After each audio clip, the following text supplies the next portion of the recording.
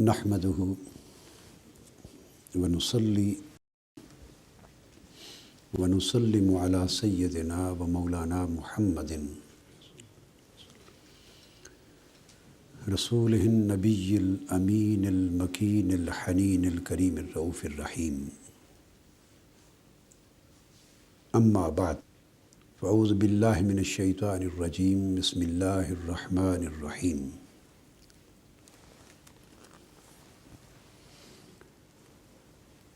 قل لا أسألكم عليه أجرا إلا المودة في القربى.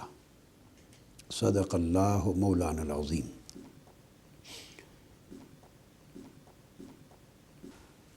معزز خواتین و حضرات اور سامعین و ناظرین، اللہ رب العزت کا شکر ہے جس کی توفیق سے ہم نے عظمت شہادت امام حسین علیہ السلام کے موضوع پر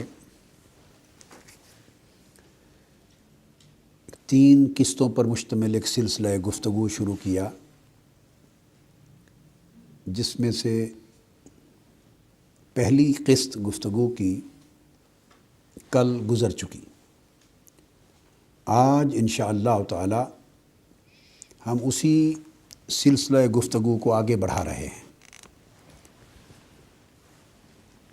پہلی نشست میں میں نے محبت اہل بیت کے تناظر میں سیدنا علی المرتضیٰ کرم اللہ وجہہ الکریم اور سیدہ کائنات سیدہ فاطمۃ الزہرا رضی اللہ تعالی عنہ ان کا ذکر کیا، اور گفتگو یہاں پہ ختم کی تھی کہ حضور علیہ الصلوۃ والسلام نے سیدہ فاطمۃ الزہرا رضی اللہ تعالی عنہ کے لیے فرمایا کہ فاطمہ میرا بدعہ ہے، فاطمہ تو بدعۃ منی، فاطمہ تو مدغۃ منی، فاطمہ تو شجنۃ منی، کہ فاطمہ کا تعلق میری جان سے، میری ذات سے اور میرے وجود سے بدعہ کا ہے، یعنی 2/3 جان میری فاطمہ میں ہے۔ مدغہ کا تعلق ہے، یعنی میرا دل اور مرکز روح فاطمہ کی ذات ہے، اور شجنا کا تعلق ہے، یعنی میری جان اور فاطمہ کی جان زیر زمین درخت کی جڑیں جس طرح آپس میں پیوست ہوتی ہیں اور جدا نہیں کی جا سکتی، اس طرح مجھے اور فاطمہ کو جدا نہیں کیا جا سکتا۔ یعنی یہ ناممکن ہے کہ کوئی کہے کہ ہم رسول اللہ صلی اللہ علیہ وسلم سے محبت کرتے ہیں اور فاطمۃ الزہرا سے نہیں کرتے۔ فرمایا یہ تمہاری، جب میرا کلمہ پڑھ لیا تو تمہاری ڈسکریشن نہ رہی، اب تمہاری مرضی کا مسئلہ نہیں ہے، جس کا کلمہ پڑھ رہے ہو یہ اس کی مرضی کا مسئلہ ہے۔ تو میری جان اور فاطمہ کی جان باہم پیوست ہے۔ اس حدیث کی شرح کے بعد میں نے گفتگو یہاں پر ختم کی کہ اگلی نشست میں ہم اس بات پہ روشنی ڈالیں گے کہ سیدہ فاطمۃ الزہرا رضی اللہ تعالی عنہ کی محبت کو، ان کی فضیلت کو اور ان کی ہستی مبارکہ کی عظمت کو اتنی مرکزی اہمیت اور مرکزی حیثیت کیوں دی گئی۔ تو ایک عمومی بات ہے، وہ ہے پوری اہل بیت کی محبت، جس کا ذکر تفصیل سے ہم پہلی نشست میں کر چکے ہیں، اور ایک خصوصی جہت ہے، وہ سیدہ فاطمۃ الزہرا کی ذات کی مرکزیت ہے۔ کیوں؟ اب ہم اس کیوں کے جواب کی طرف آ جا رہے ہیں۔ اس کو سمجھنے کے بعد واقعہ کربلا اور شہادت امام حسین کی عظمت اور اہمیت کا صحیح اندازہ ہو سکے گا۔ یہ بات ذہن نشین رکھ لی جائے کہ کفار حضور علیہ الصلوۃ والسلام کو طعنہ دیتے تھے، اس لیے کہ آپ کی اولاد اطہار میں سے کوئی صاحبزادہ حیات نہ رہا، حضرت ابراہیم کی وفات ہو گئی، حضرت قاسم کی وفات ہوئی، حضرت طاہر کی وفات ہو گئی۔ جب ذکور اولاد نہ رہے، میلز نہ رہے، تو نسب اور نسل تو ہمیشہ بیٹوں سے چلتا ہے۔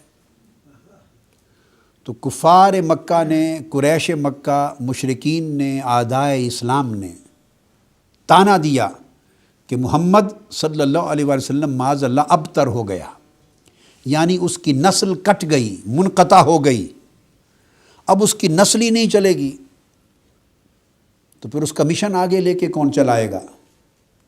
جب اس کی نسل ہی نہیں ہوگی تو یوں سمجھیں کہ پیروکار، اتباع، اصحاب، صحابہ کرام اور امت میں پیروکار وہ تو ہوں گے، لیکن جب اپنا گھرانہ، اپنی نسل، اپنی ذریت ہی نہ رہے تو ایک آدھا حصہ سمجھیں امت کا، دین اسلام کے، حضور علیہ السلام کے ساتھ تعلق کا، اپنی وراثت میں کٹ جائے گا۔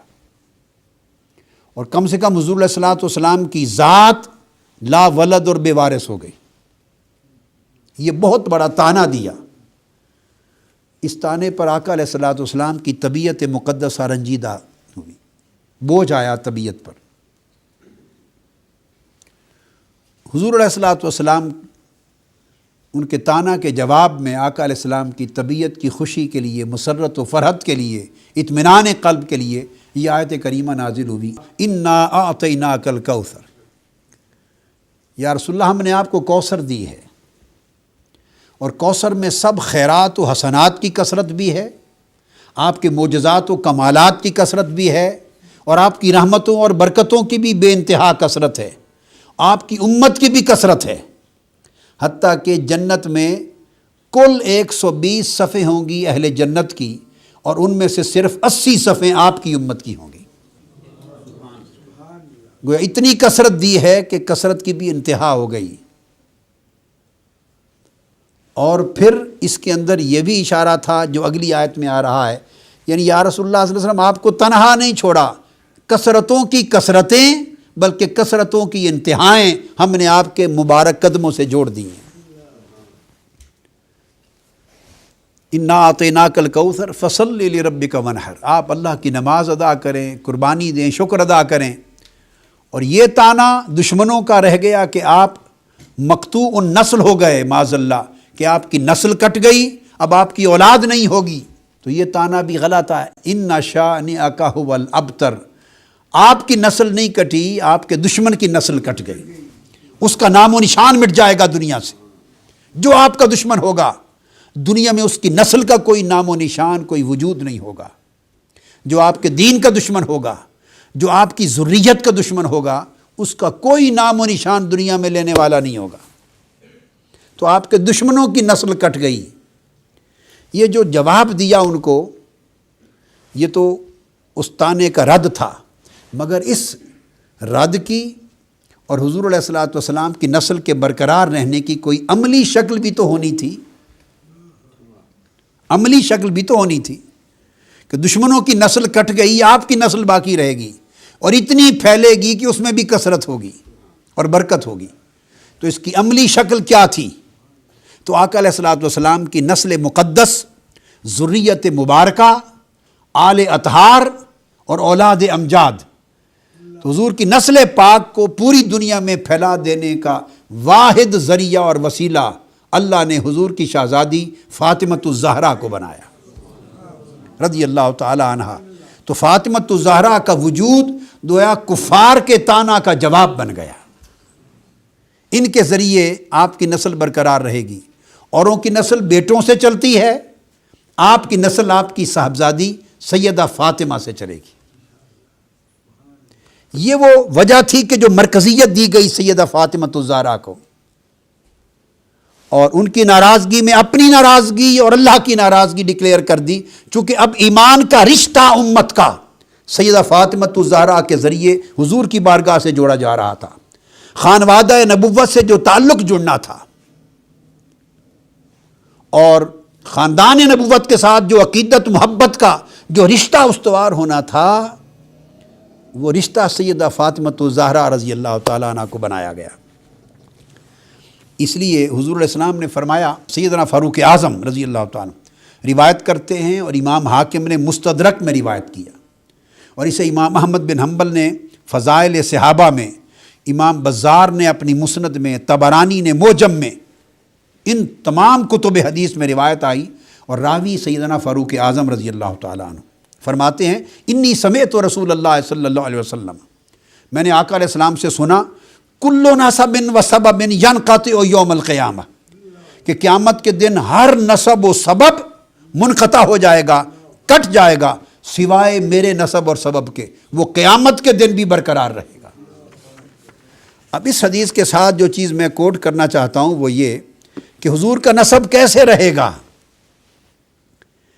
اسے حضرت فاطمۃ الزہرا رضی اللہ تعالیٰ عنہ ہی نے روایت کیا ہے، اور امام طبرانی نے المعجم الکبیر میں، اور امام ابو یعلا نے مسند میں، اور امام دیلمی نے الفردوس میں، اور بہت سی کتب حدیث میں یہ حدیث آئی۔ سیدہ فاطمۃ الزہرا رضی اللہ تعالیٰ عنہ روایت کرتی ہیں، اور جو روایت میں اب کوٹ کر رہا ہوں اسی حدیث کے لیے، وہ میں سیدنا عمر فاروق سے کوٹ کر رہا ہوں رضی اللہ تعالیٰ عنہ، اور حضرت جابر بن عبداللہ سے کی جو روایت ہے وہ کوٹ کر رہا ہوں، اور وہ روایت بھی طبرانی نے موجم میں، اور امام احمد بن حنبل نے روایت کی، اور امام حاکم نے مستدرک میں روایت کی۔ سیدنا فاروق اعظم رضی اللہ تعالیٰ عنہ فرماتے ہیں قال سمعت رسول اللہ صلی اللہ علیہ وسلم یقول، میں نے سنا کہ حضور علیہ الصلوۃ والسلام فرمایا کرتے تھے، کل بنی انثی وفی روایت کل بنی ام فإن عصبتهم لأبیہم ما خلا بنی فاطمہ فإنی انا عصبتهم وانا ابوہم۔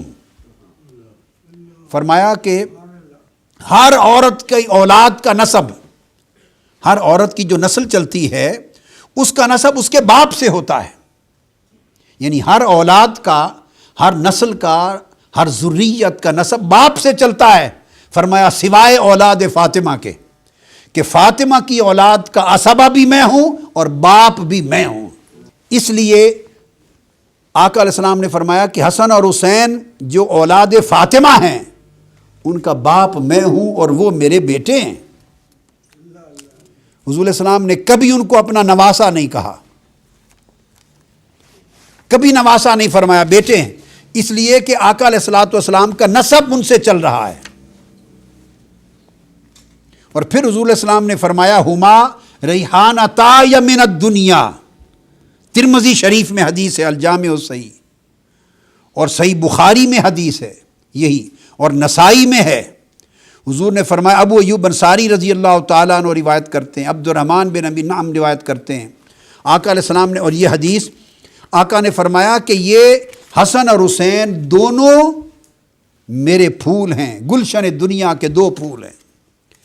اور پھول کہنے کا مطلب کیا ہے؟ جسے میری خوشبو سونگنی ہو وہ حسن اور حسین سے سونگے۔ پھر ترمذی میں ہی روایت ہے، اور نسائی میں اور ابن حبان میں، حضور نے فرمایا الحسن والحسین سیدہ شباب اہل الجنہ۔ اب ترتیب سے کچھ چیزیں عرض کرتا چلوں۔ پہلے نسب مصطفیٰ کی بات ہو چکی کہ نسب مصطفیٰ کا ذریعہ فاطمۃ الزہرا اور سبب حسن اور حسین۔ امام حسین کو اور امام حسن مجتبیٰ کو حضور کے نسب کی بقا کا ذریعہ بنایا اور انہیں حضور کا بیٹا قرار دیا، پھر انہیں حضور کی خوشبو قرار دیا کہ یہ پھول ہیں میرے، اور میری خوشبو ان سے آگے ملے گی، اور پھر سیادت حضور علیہ السلام کی امت میں حسنین کریمین سے پہلے قریش کہلاتے تھے، سید کوئی نہیں کہلاتا تھا۔ آقا علیہ السلام سید ہوئے، حضور علیہ الصلوۃ والسلام کو سیادت عطا کی گئی، انا سید ولد آدم، میں کل بنی آدم کا سید و سردار ہوں۔ مگر آقا علیہ السلام کے علاوہ باقی سب قریش تھے، سیدنا مولا علی شیر خدا بھی قریش تھے۔ یہ شرف سیدہ فاطمۃ الزہرا کو دیا کہ جب ان سے دو بیٹے ہوئے حسن اور حسین تو سیادت کا ٹائٹل ان کو عطا ہوا۔ اب جو حسن اور حسین کی اولاد ہوگی وہ سید کہلائے گی۔ یہاں سے سید کو، سیادت کو، سادات کو قریش سے جدا کر دیا۔ اور آقا علیہ السلام نے فرمایا، ابو سعید خدری روایت کرتے ہیں، الحسن والحسین سیدا شباب اہل الجنہ، یہ حدیث بنیاد بنی ہے سعادت کی۔ جیسے میں نے حدیث کوٹ کر دی کہ یہ مختلف کتب حدیث میں، اور آقا علیہ السلام نے فرمایا ان فاطمہ سیدۃ نساء اہل الجنہ وان الحسن والحسین سیدا شباب اہل الجنہ۔ یہ بھی جامع ترمذی میں حدیث ہے، اور صحیح ابن حبان میں، اور نسائی میں، اور مسند امام احمد بن حنبل میں، اور طبرانی اور مستدرک حاکم میں۔ حضور علیہ السلام نے فرمایا کہ فاطمہ کل جنتی عورتوں کی سردار ہیں، اور حسن اور حسین کل جنت کے جوانوں کے سردار ہیں۔ گویا عورتوں کی سعادت سیدہ فاطمہ کے پاس ہے، اور جوانوں مردوں کی سعادت حسن اور حسین کے پاس ہے۔ اس سے انس بن مالک نے بھی روایت کیا، اسی حدیث کو سیدنا عمر فاروق نے بھی روایت کیا رضی اللہ تعالیٰ عنہ، طبرانی میں۔ عمر فاروق رضی اللہ تعالیٰ عنہ فرمایا ان النبی صلی اللہ علیہ وسلم قال الحسن والحسین سیدا شباب اہل الجنہ۔ اس کو عبداللہ ابن مسعود نے بھی روایت کیا، ام سلمہ نے بھی روایت کیا۔ تو گویا حضور علیہ السلام نے اپنے نسب کا مرکز بھی حسنین کو بنایا۔ آقا علیہ الصلوۃ والسلام نے اپنی خوشبو کے لیے مرکز بھی حسنین کو بنایا۔ آقا علیہ السلام نے اپنی سعادت کا مرکز و محور بھی حسنین کو بنایا۔ اور پھر چوتھی چیز، آقا علیہ السلام نے اپنی محبت کا مرکز و محور بھی حسنین کریمین کو بنایا۔ عبداللہ ابن مسعود روایت کرتے ہیں، اور امام نسائی سنن کبریٰ میں روایت کرتے ہیں قال النبی صلی اللہ علیہ وسلم من احبنی فلیحب ہذین، جو مجھ سے محبت کرتا ہے اس پر لازم ہے کہ ان دو کی، حسن اور حسین کی محبت اپنا لے۔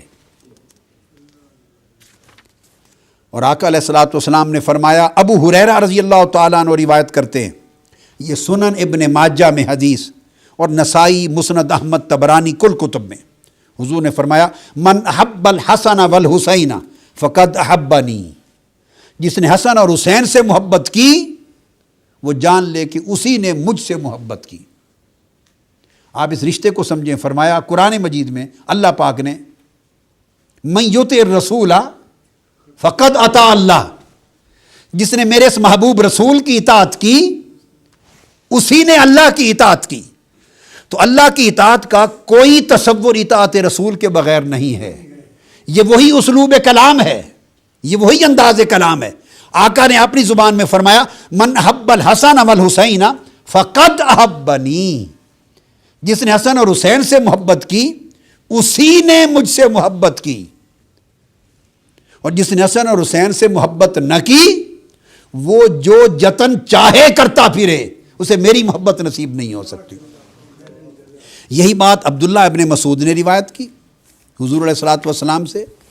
پھر اگلی حدیث میں اس سے آگے حضرت سلمان فارسی رضی اللہ تعالیٰ عنہ روایت کرتے ہیں، جسے امام حاکم نے مستدرک میں بیان کیا کہ آقا علیہ السلام نے فرمایا من احبہما ای الحسن والحسین فقد احبنی ومن احبنی احبہ اللہ من احبہ اللہ ادخلہ الجنہ، جس نے حسن اور حسین سے محبت کی اس نے مجھ سے محبت کی، اور جس نے مجھ سے محبت کی اس نے اللہ سے محبت کی، اور اللہ نے اس سے محبت کی۔ جس نے مجھ سے محبت کی یا رشتہ چینج کر دیا، اس سے اللہ نے محبت کی، یعنی جو میرا محب ہوا وہ محبوب خدا ہو گیا، اور جس سے خدا نے محبت کی اس کو اللہ نے جنت عطا کر دی۔ اسی طرح ترمذی شریف میں، جامع ترمذی میں ابواب المناقب میں اور حدیث آئی ان رسول اللہ صلی اللہ علیہ وسلم آخذ بید حسن و حسین، آقا علیہ السلام نے سیدنا حسن اور سیدنا حسین کے دونوں ہاتھ پکڑے اور ہاتھ اٹھا کر فرمایا من احبنی وحب ہذین واباہما وامہما کان معی فی درجتی یوم القیامہ، جس نے مجھ سے محبت کی اور ان دو شہزادوں سے محبت کی، حسن حسین سے، اور ان دونوں کی ماں سے محبت کی اور ان دونوں کے باپ سے محبت کی، وہ قیامت کے دن میرے ساتھ میرے درجے میں ہوگا۔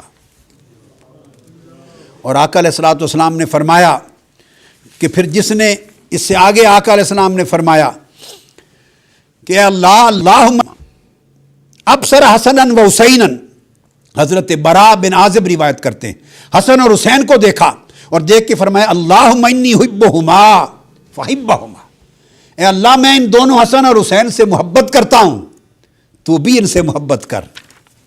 اور ایک حدیث میں فرمایا کہ پھر تو ان سے محبت کرنے والوں سے بھی محبت کر۔ اسامہ بن زید روایت کرتے ہیں اللہم انی احبہما فاحبہما احبہما واحب من یحبہما، اے اللہ میں ان دونوں سے محبت کرتا ہوں، تو بھی ان دونوں سے محبت کر، اور جو ان سے محبت کرے اسے بھی محبوب رکھ۔ یہ بھی ترمذی شریف جامع ترمذی میں حدیث ہے اسامہ بن زید سے۔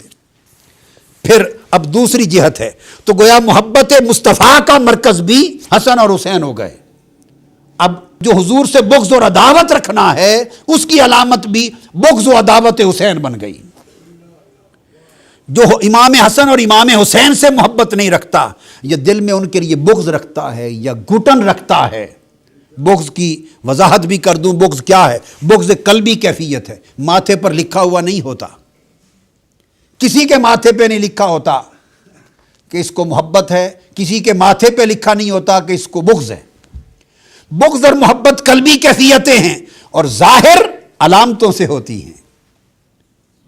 تو فرمایا کہ جس کو بغض ہو تو دل میں گھٹن ہوتی ہے، ان کا ذکر آئے، اگر کسی سے محبت ہو تو اس کا ذکر آئے تو دل کھل اٹھتا ہے، چہرہ چمک اٹھتا ہے، طبیعت فرحت میں آ جاتی ہے، ایک کیف و سرور پیدا ہو جاتا ہے اور جی چاہتا ہے کہ رات ساری محبوب کا ذکر ہوتا رہے۔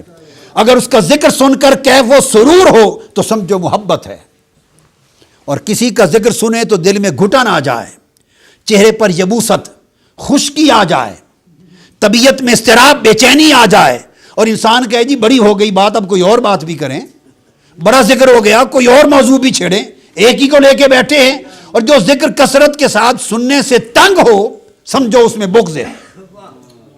حضور نے فرمایا من ابغضہما فقد ابغضنی ومن ابغضنی فقد ابغضہ اللہ ومن ابغضہ اللہ ادخلہ النار۔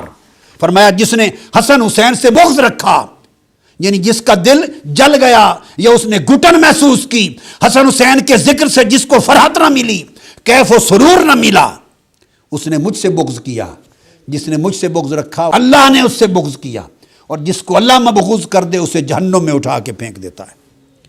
یہ حدیث ابن ماجہ میں بھی ہے اور سیاستہ کی دوسری کتب میں بھی ہے۔ حضور علیہ السلام نے فرمایا من حب شیئا اکثر ذکرہ، جس کی محبت ہو جائے اس کا ذکر پھر کثرت سے کرتا ہے بندہ۔ تو ذکر حسین محبت رسول کی علامت ہے۔ اور حضور علیہ السلام نے یہ بھی اللہ عرض کیا اللہم آدمن آداہم وعالمن علاہم، اے اللہ تعالیٰ والمن والاہم، جو حسن اور حسین سے محبت رکھے تو انہیں محبوب دوست بنا لے، اور جو حسن اور حسین سے دشمنی رکھے تو ان کا دشمن ہو جائے۔ یہ دعا کی۔ اور حضور علیہ السلام نے فرمایا، یہ بھی ترمذی شریف کی جامع سیاستہ کی حدیث، زید بن ارقم روایت کرتے ہیں، فرمایا ان رسول اللہ علیہ وسلم قال لعلی وفاطمہ والحسن والحسین، فرمایا انا حرب لمن حاربتم وسلم لمن سالمتم، فرمایا اے علی، فاطمہ، حسن اور حسین، انا حرب لمن حاربتم، جو تم سے جنگ کرے گا وہ تم سے نہیں، میں ان کے ساتھ جنگ کروں گا، اور جو تم سے صلح اور پیار اور دوستی رکھے گا میں ان سے دوستی رکھوں گا۔ تو گویا حضور علیہ السلام نے اپنے آپ کو ان کا دفاع بنا دیا۔ تو حضور کی محبت حسن و حسین سے، حضور سے بغض اور عداوت کی علامت ان کے ساتھ بغض اور عداوت، حضور کی قربت ان کے ساتھ، نسبت ان کے ساتھ، نسب ان کے ساتھ، پیار ان کے ساتھ، تعلق ان کے ساتھ، اور قیامت کے دن تک شفاعت کی نسبت بھی انہی کے ساتھ۔ اور آقا علیہ السلام نے فرمایا مجھے حسن اور حسین سے میرے پیار کا یہ عالم ہے کہ قیامت میں ہر کسی کو قرب ہوگا، کہیں کوئی ہوگا کہیں کوئی ہوگا، مگر حسن حسین کو پکڑ کے قیامت کے دن جہاں جاؤں گا ساتھ رکھتا پھروں گا۔ اور حضور نے فرمایا کہ حسن حسین قیامت کے دن عرش کے قبہ کے نیچے آرام کریں گے، اور حسن حسین قیامت کے دن میرے ساتھ سوار ہوں گے۔ اور آقا علیہ السلام نے ان دونوں کو کندھوں پر اٹھا لیا، کندھوں پر اٹھا لیا، حضرت عمر بن خطاب رضی اللہ تعالیٰ عنہ فرماتے ہیں میں نے دیکھا تو میں نے کہا شہزادو مبارک ہو، کتنی اچھی سواری ملی ہے۔ حضور نے فرمایا نعم الفرس تحتکما قال نعم الفارسان ہما، عمر ان سے کہہ رہے ہو، مجھے کہو کہ کتنے اچھے سوار ملے ہیں، سوار کتنے اچھے ہیں۔ یعنی آقا علیہ السلام نے امت کو یہ سارے احکام، یہ فرامین، یہ حدیث کیوں ہیں؟ اس لیے کہ امت متوجہ ہو اور اپنی ساری محبتوں کی جہت میرے حسن اور حسین کی طرف کر دیں، میری اہل بیت کی طرف کر دیں۔ اور پھر آقا علیہ السلام نے اپنا پرسنل ڈیمونسٹریشن سے بھی اس محبت کا اظہار کیا ہے، ڈیمونسٹریٹ کی ہے محبت۔ ڈیمونسٹریٹ کیسے کی کہ اگر آقا علیہ السلام نماز میں گئے، مسند ابو یعلا میں ہے، حضرت انس بن مالک کی روایت کرتے ہیں، اور حسن و حسین شہزادے حضور کے کندھوں پر پشت پر سوار ہو گئے تو ان کی خاطر حضور سجدہ طویل کر دیتے تھے اور اس وقت تک اٹھتے نہ تھے جب تک وہ نیچے نہ آ جائیں۔ اور آقا علیہ السلام نے فرمایا ایک حدیث میں کہ جنت میں، طبرانی نے روایت کی کہ جنت عرض کرے گی، باری تعالیٰ جنت عرض کرے گی کہ تو نے مجھ سے وعدہ کیا تھا کہ میں اپنے عرش کے 2 ستونوں کے ذریعے تجھے مزین اور آراستہ کر دوں گا، تیرے حسن و جمال کو دوبالا کر دوں گا۔ اب ہر کوئی آ گیا، جنت سج گئی، آباد ہو گئی، اب اپنے عرش کے 2 ستون بھی دے تاکہ میری رونق بڑھ جائے۔